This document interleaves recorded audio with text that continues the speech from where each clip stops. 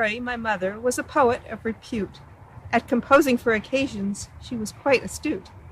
Birthdays, anniversaries, she was there speaking clearly, and always, I'm certain, she spoke quite sincerely. One might think I'd inherit this gift for making verse. Carl was another who by poem didst converse. The fact of the matter, I must confess to you, my friends, is that without a rhyming dictionary, I would quite be at loose ends. These reflections, I think, should not be a lament. Laurie envisioned this service a happy event. So let me share with you now some memories I treasure. Remembering my mother, these thoughts do give me pleasure. Please bear with me as into free verse I now descend, for only by the simpler means can these remembrances be penned. My love for the out-of-doors, excelled by many hikes in the Watchung Mountains and further afield, by canoe trips, both in the backyard, quite literally, and further astream, by bicycle trips, the earliest perched on the back of Mom's bike, my feet resting in wire baskets, and by skiing. I still remember my little red skis, Minnie Mouse adorning the tips, straps to hold on our rubber boots.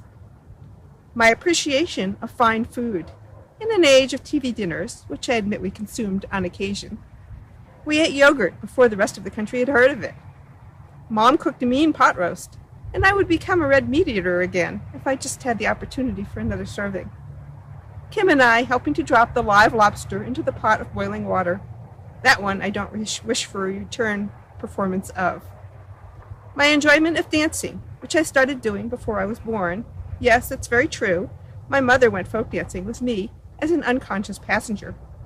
Well, if you asked my dad, he'd probably tell you I was a willing participant.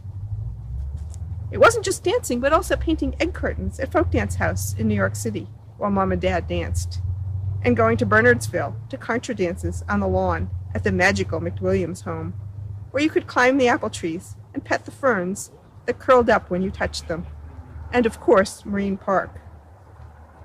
The value of extended family, our trips to Mom's parents in Brooklyn, where we made hamburgers, which were really bran muffins, don't even ask, and to Dad's parents in Flushing, where we celebrated Passover with Moody's wonderful matzo ball soup and got milk from the cow, which was really a machine in the foyer of the apartment building. Uncle Bob, part of all gatherings, as much a brother to Mom as to Dad, it seemed, and Diana, my sister, second daughter to my mother, whom she first called Mrs. Laurie, and then later, Mom. Trips near and far, singing songs in the car, to Pennsylvania Dutch country, to Mystic Seaport, to Kamak Music Camp in Canada, to the Great West, traveling by truck camper, including a stop in the town that, 8 years later, I would settle in for life. To Europe for more cycling and hiking and sightseeing and visits with dear friends and family. Spielers, Spanos, Cousin Shenny, Mom in the role of travel agent and guide, the role I would take on for my own family. I'll end my reminiscences and finish this poem with a return to the poetic construct by which my mom was known, and some words just for my mother, just in case she's with us here, listening to our words and tunes with an eternal ear. You'll be missed, Mom, but something that you wanted more, you remembered so warmly for all you lived for, dancing and playing, music or a game, traveling and teaching, these all brought you acclaim. Thank you, dear Mom, for an upbringing quite fine, and for living life so fully, this I do opine. Love, Wendy.